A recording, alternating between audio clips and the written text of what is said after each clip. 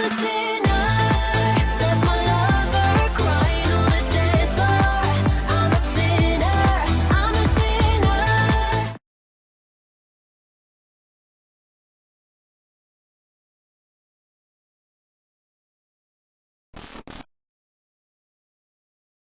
Celine. Wrong one.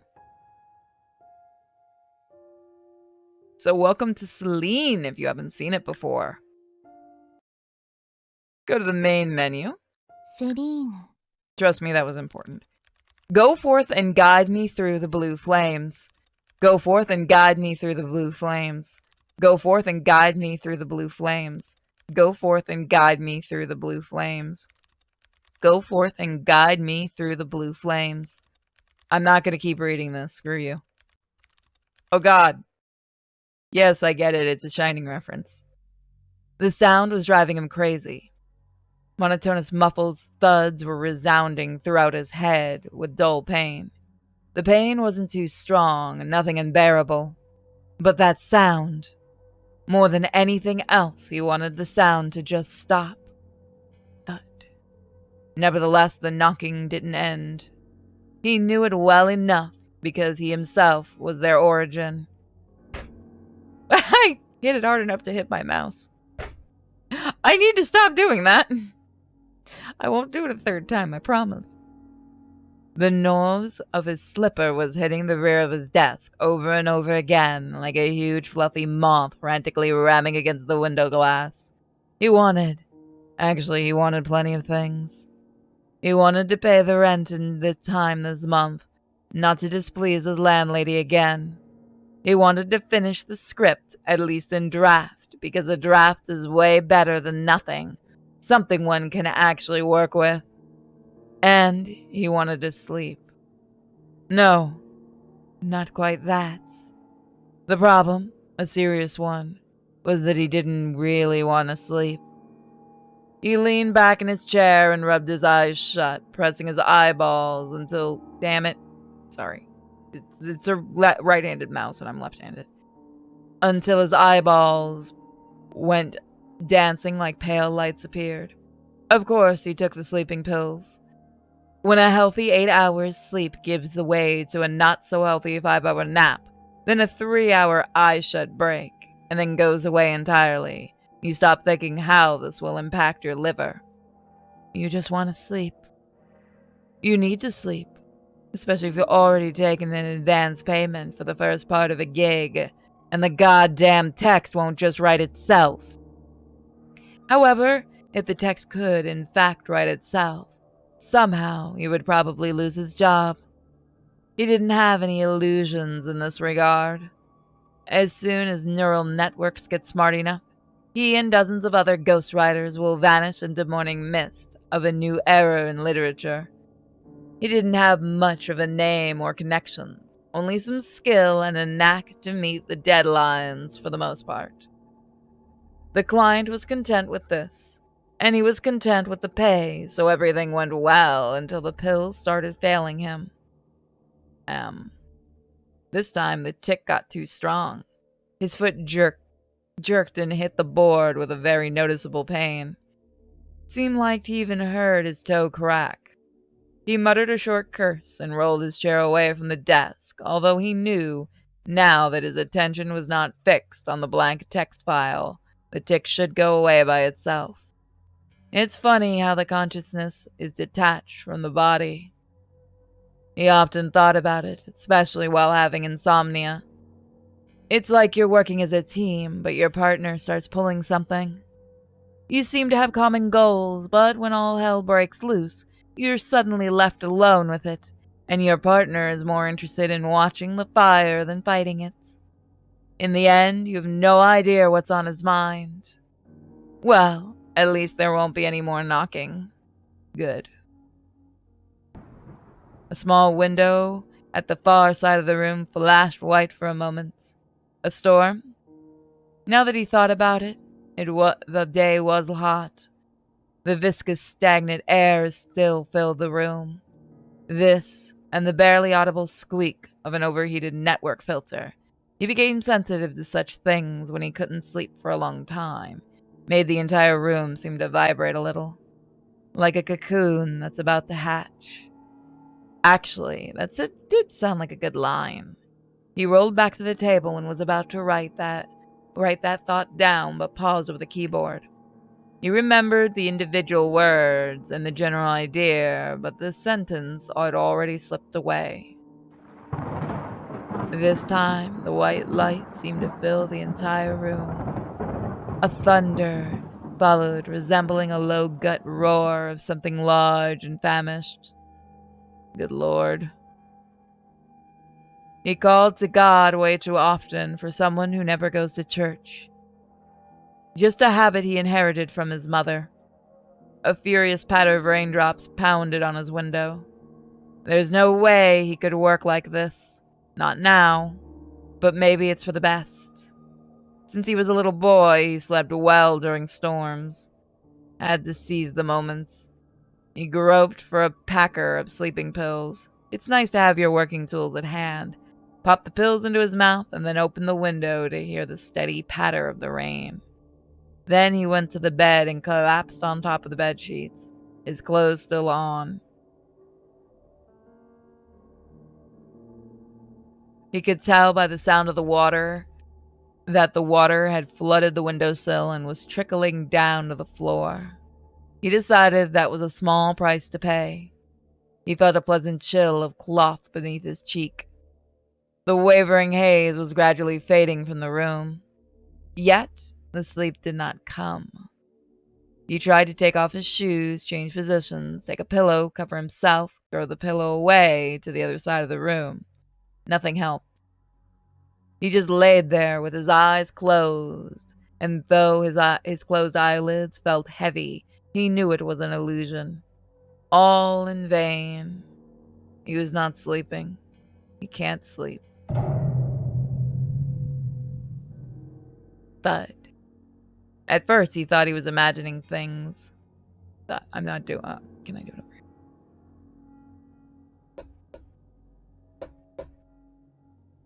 Sometimes the knocking paused, but it never stopped completely. The sound came from below, from the first floor. Someone was banging incessantly, fuck off, on the door. And with each thud, he could feel the rage building up like a tight knot of pain around his stomach. He is trying to sleep. Is it really that hard to just leave a man alone? At least at night. At least in the house that he pays for, specifically so that nobody would bother him. He opened his eyes, just as he thought, sprang to his feet and ran downstairs. Something was boiling inside him. Halfway to the door, he took a turn to the cupboard and pulled out an old baseball bat. He wasn't likely to actually use it, you see. He asked himself if he would as he reached for the door handle. No, he certainly wouldn't. But he's angry, and he wants the night guest to learn that. What the hell? The rain still pouring, or rather, it was actually getting stronger. As his mother would say, the floodgates of heaven tore open. His mother used to say a lot of things. That was on the list of reasons why he had to rent this overpriced house, where anyone could start banging on the door in the middle of the night. A cat, for example. What the hell? He said it again, this time loud. A cat was standing on his porch. She looked like a purebred British Shorthair in all respects, except for the color. Aside from the smoky gray head, it seemed as if she was dropped into a vat of white paint, while her lower part was dipped into a black one. Wet fur clung to her small, rather skinny body, dripping with water.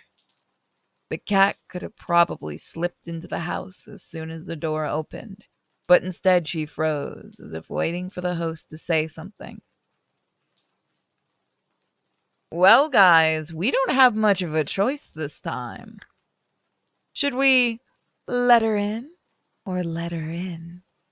Hopefully you guys will enjoy the game once my new voice lines get in, which I will be recording tomorrow. Now I know what I gotta do. I think we'll let her in. It's cold outside, much colder than one might think. He didn't feel angry anymore. All right, come in. He stepped aside, freeing the doorway. God, I feel hungry today. Probably nibble on some food after this. The cat didn't move. So, you don't want to, huh? He was about to say fine then and close the door, go back to the second floor and lie in a suffocating half sleep until morning. But he finally realized what was wrong. The bat. He threw it away, aiming for the sofa, but missed. The bat clattered on the floorboards. The cat followed it into the darkness with her round yellow eyes, as the sound didn't frighten her. He sighed. I won't hurt you. Come in if you want. The cat raised her eyes at him. For the first time, he actually saw and couldn't help admiring how big and yellow they were. The cat's pupils were also large and incredibly round, like 2 full moons in an eclipse. Just as he was about to close the door for the second time, the cat murmured something and fluttered into the house, butting him with her wet head as she passed. He smiled. Strictly speaking, at this very moment, his line had ended. If the landlady found out, he was sure, and he was sure she would, he'd have to look for a new place to live. There are plenty of lonely, bored seniors in the neighborhood, he thought. And they only have 2 hobbies, observing and reporting. The subject and the recipient aren't that important. Well, it's fine. Maybe he'd leave the suburbs. Maybe he'd move to an apartment since him getting privacy didn't work out anyway. The rain was getting stronger still. He closed the door.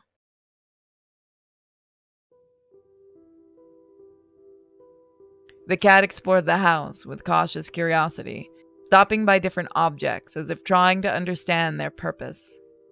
Watching that was amusing, so amusing he even forgot about the stain.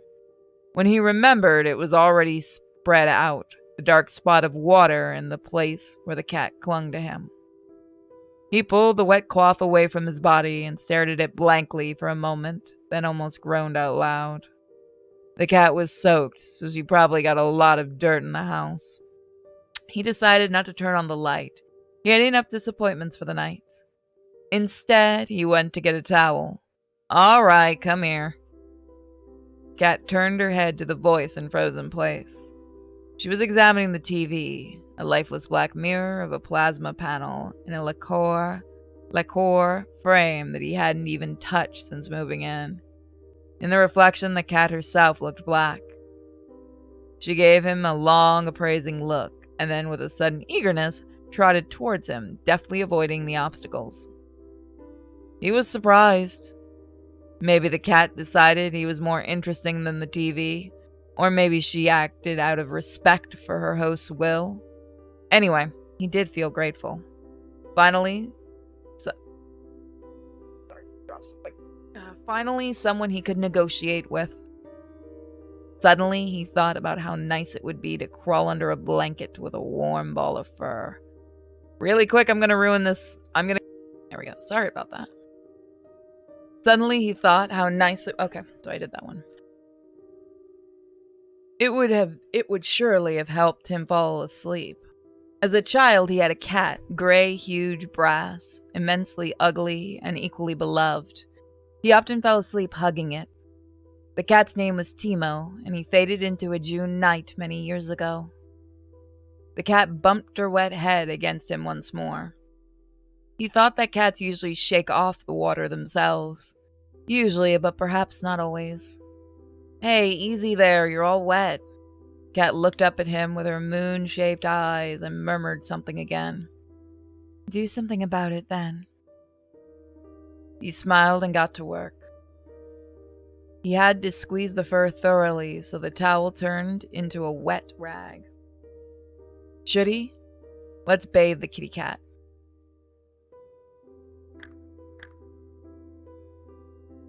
That won't do. I'll give you a bath. As he carried her to the bathroom, the cat stayed still in his arms, a warm and incredibly light body pressed against his chest. He was expecting the cat to bring out the claws any moment. Maybe as he opens the door. Now. Or as he turns on the light. Maybe this time. But nothing happened. The cat glanced around the new room and looked at him again with her intelligent, almost human-like gaze. Not a single muscle in her small body moved. She was curious, and that's about it. She trusts him. He was about to ask her if she knows where they were and what was going to happen next, but that was just too much. So, it shouldn't be very difficult. The two of us can manage this. What do you think? He read somewhere a cat should get used to new surroundings before bathing. Fear is born out of the unknown, and in that regard, people haven't gone too far from cats. New scents, unfamiliar objects, and the splashing of water. These are just shadows under the bed that will fall back if you get a better look at them. He carefully put the cat on the floor. She looked around the room again and returned her questioning eyes to him. It seemed like she got comfortable enough. He turned on the water in the shower and felt the gentle touch. The cat was already loitering around his feet.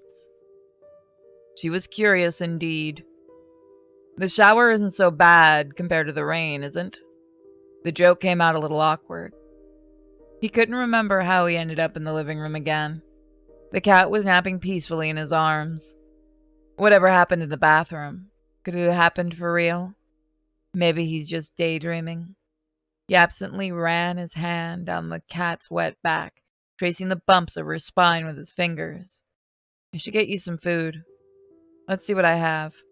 He got up with just a tad bit of difficulty, nothing he couldn't handle. Still, his body felt unusually heavy and unwieldy. He had to give the cat something to eat.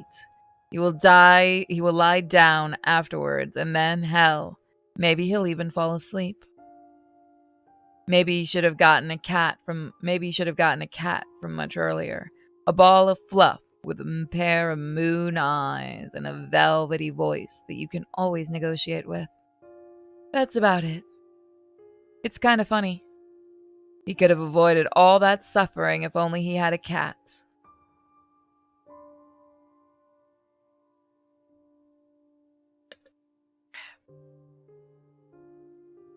The kitchen blurred before his eyes.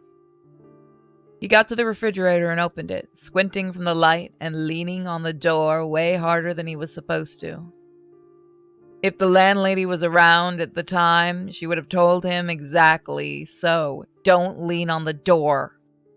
After all, this is her house and her refrigerator, and everything should be neat and tidy in case she has to move new tenants in. Perhaps the landlady should have even warned him about the milk. The milk itself is completely harmless, unless of course you're allergic to lactose, but there is special kinds of lactose-free milk, right? What matters is the bottle. Bottles, much like cats, can vary greatly, but this particular one was made of glass. If only the landlady was here, she could have probably have told him not to touch the bottle, because he's falling on the floor, and the bottle might break, and then the milk will spill, and he will have nothing to feed the nice cat he found, or rather, it was her who found him, very timely because he was laying on the floor. He had been laying there for some time, and would have been lying there still if he hadn't felt the light touch of something hot and rough on his cheek. It was almost like a daydream, although, of course, comparing sleep with fainting isn't quite correct, no matter how you look at it. The floor beneath him was surprisingly hard, cold, and wet. He felt all of the three qualities clearly, and was afraid to imagine what would happen if he tried to move. See, Tenchi. But he had to move, one way or another. At least to see what's up, because something hot and rough was still sliding up his cheek, gradually creeping up his ear. He felt warm breath, and then a cautious bite. Ouch!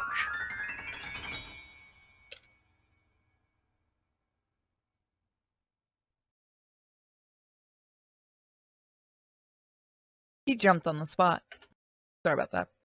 His shadow rushed to the side and then calmly began to lap the milk from the puddle.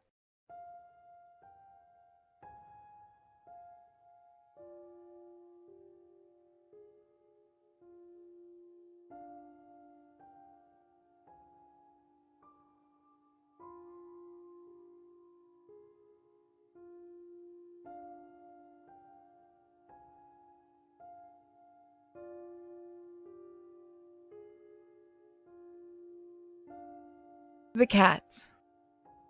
What are you doing? The cat looked at him briefly and then licked her lips. No need to be this dramatic. You were lying around idly, and you're not even a cat, see? Besides, you're soaked in milk. Oh, you're right. I let you down and had to get my punishment. I let myself down too. Good lord, now there's cleaning to do until the next advent, like his mother would say. I'll go get a rag. Stay here and don't ruin what's left of the kitchen while I'm gone. The cat watched him go with a skeptical look. Aren't you the one who's been causing all the trouble so far?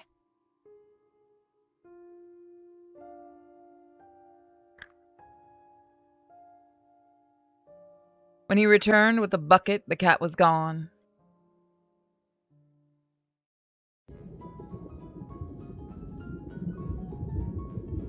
The Theater of presents How to Bake.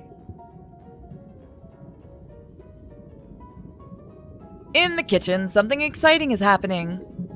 Wrong voice. You'll need a blade. Did you take the pills? Scratch out the entrails? The Egyptians widely used honey for embalming and preserving food. Later, their recipes were adopted by the Greeks. Also, add a teaspoon of apricot jam, a walnut, and a little cinnamon. Before baking, take a teaspoon of butter on top of. Microwave for 5 to 7 minutes at full power. Don't listen to them scream. Bon appetit! Oh, yummy. Head in the microwave.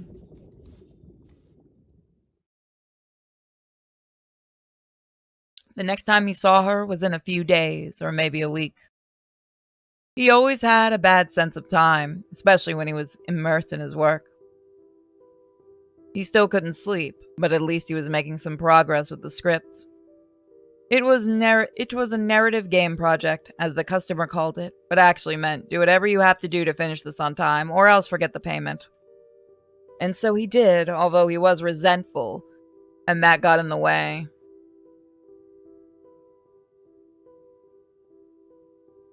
The reason those feelings of the cat, he knew how stupid that was, but he couldn't help it. He forgave her for the bite almost immediately. That wasn't the thing. He was bitter about how the cat ran away, despite him trying his best to take care of her. He was nowhere to be found in the house, so he immediately thought about the open window on the second floor. Maybe he should have closed it. He dwelled on the thought for a while. He even approached the window at some point, but in the end he decided not to do anything about it. He was hoping, and there was no shame in that. It's not the same as you turn up 10 and start eyeing girls. The cat would come back. And she did. Alright guys, so really quick, after this game, do you guys want some Fatal Frame? Or do you guys want some Witch Trainer Silver? He just settled himself on a sofa with some books. Some was the word, as he couldn't remember a thing from the cover, even though he read the title several times. The symbols were floating before his eyes, and of course, he couldn't make out a word. No wonder, considering he didn't sleep at all. When you think about it, it was surprising he could write in this state. Either way, he was barely following the book, so he wasn't upset at all when a fluffy head butted his hand. Hey, I'm trying to read here. And you don't seem to be getting anywhere. What does it matter anyways? Better scratch me right here. He complied. You were absent for so long. I thought you wouldn't come back. Then why didn't you close the window upstairs? There's a big difference between expectations and hopes. He learned that well. Why did you leave? Did I do anything wrong? The cat stayed silent. I think we should show happiness. I think we showed bitterness last time. All right, it doesn't matter that much. I'm happy to have you back. After all, there's no point in his grudge from the start. Nobody gains anything by holding on to small grudges and staying blind to what they really feel. He wouldn't have won anything. It's not a damn lottery. The cat rubbed against his arm again. He put his book down and gently placed her on his lap. The locket around her neck, unexpectedly cold, touched his skin. Then he got a hunch. Did you go home? I have no home. Well, someone must be caring about you if they put that collar on. Sometimes a collar is just a collar, don't you know? This time it was him who stayed silent. The cat buried her head in his stomach. Want me to take it off? No, it is mine now. Besides, it's easier this way if I catch someone's eye on the streets. He nodded because if you think about it, that really was a reasonable choice. The cat's fur was thick and smooth, very pleasant to the touch. He wanted to bury his face in it, find out what it smelled like, what she smells like. Do you have a name? Of course, everything has a name. And what's yours?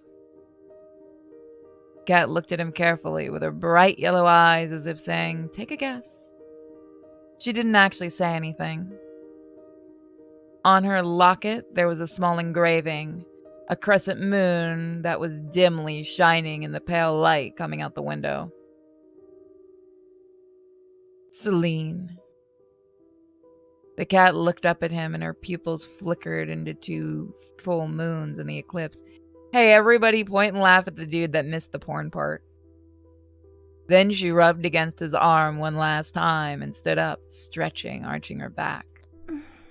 Don't close the window on the 2nd floor. I won't.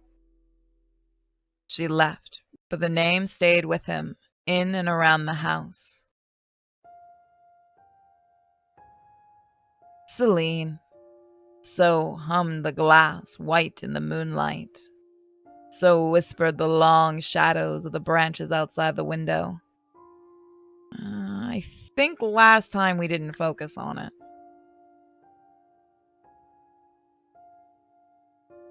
What is Celine? For some reason, the question bothered him. He vaguely remembered it had something to do with mythology. Such things never really caught his interest, but fortunately, he knew someone that he could turn to.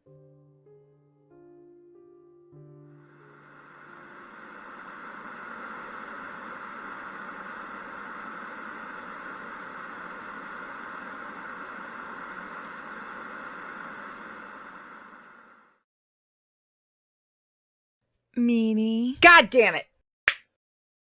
Again, I'm going to be redoing my lines for this game, but that is going to be the reaction I always get when I hear my old stuff. So, should we go a little longer on this one, guys, or should we move on to the next game? It is up to you guys entirely. Hold on, why am I getting DM'd? I'm getting DM'd by my friends.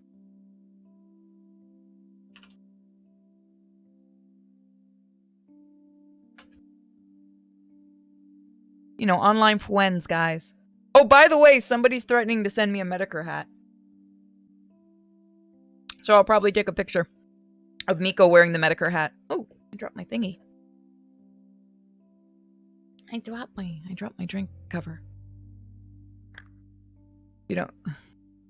Alright, so I do want to try to go for an hour for this game. So let's go a little longer. You know I can't stand them. And you know it's me who'll have to take care of it after all. You're basically living in the office. Ethan never liked cats. And dogs, too. Not much of a difference. He didn't like the very idea of keeping predators at home. Even a small one. He couldn't quite explain why. Hope sighed. She closed the tab with the Cattery's website, then slapped her husband lightly on the shoulder. Even so, the face of the Persian cat, deeply depressed and equally concave, still lingered before his mind's eye. Ethan held up his hand in a fuck it gesture. He knew it wasn't over yet. Hope is not the one to give in this easily. She never was, and for him, there was something incredibly appealing about it. Come to think of it, quite possible, it'll be him who can... Hold on, let me redo that line. Come to think of it, quite possible, it'll be him who capitulates in the end. In a relationship, you always have to sacrifice something. In 4.5 years, or even 5 according to Hope, he had learned this quite well. Suddenly, Hope frowned, looking at the window. Seems like you got an email from... damn. A tough one. I can't quite read it. So here's the fun thing. You can actually hear in this game, before the new update happens, after I record my new lines, you can hear in Hope's lines where I went from my old mic to kind of messing with my newer mic that I'm using now, which I still had to learn at that point. Because I think this was recorded about a year ago, maybe a little longer. But you can kind of hear the audio differences in it, which is kind of fun. I went from the shitty headset to an actual mic at that point. It just hit your work mailbox. Let me see. I hope I got a new project. The Middle Ages are fine and all, but they are about to start pouring out of my ears. Ethan reached for his laptop, but Hope grabbed it and dodged him. Right. Why don't we talk contracts on a Sunday evening, So, which one of us is all work and no play? What? Hi. You talking to the chat room today? You good girl? Okay, what? You good girl? You gonna growl at the chat? That's mean. Don't growl at the chat. Why are you being so mean to the chat room today, Miko? Oh, you're just such a mean little girl. Go back to sleep. You want a puppy treat? Okay. Give me 1 second, guys. You want your medicine?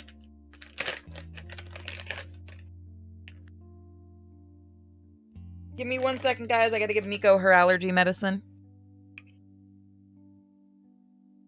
Alrighty then, pupper dogs. Here you go. Let me put the be right back on so I know to edit, because I'm an idiot. There you go, sweet. Make you feel better. Yeah, there we go. Sorry about that, guys. Alrighty. So after this, we'll do some Fatal Frame, which I am looking forward to. Well, such are the benefits of the freelance. Come on, give it back.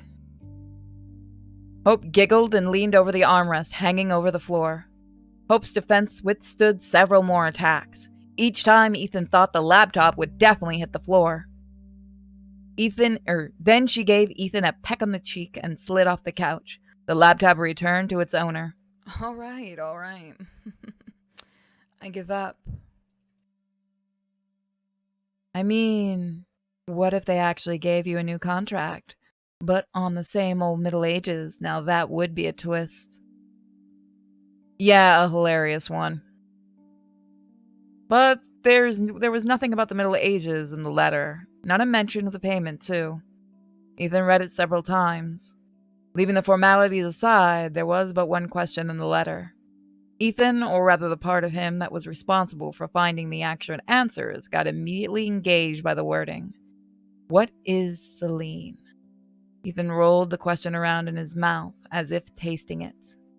At a glance, the answer was simple. Ethan's real passion was the early Renaissance, but he was a history consultant after all. At least he liked to think of himself that way. The agency was paying him for a reason. He needed no research to tell that Selene was the goddess of the moon in ancient Greece. The question, however, seemed to be way more intricate in nature, and that's what we'll leave it for this time, guys. So, give me a moment. I'm going to turn off the stream and then turn it back on and turn on Twitch for Fatal Frame. So I'm going to leave, and we are going to bring out Suka. She's going to take over this. So, Be right back, really quick, sweetie pies. Tonight,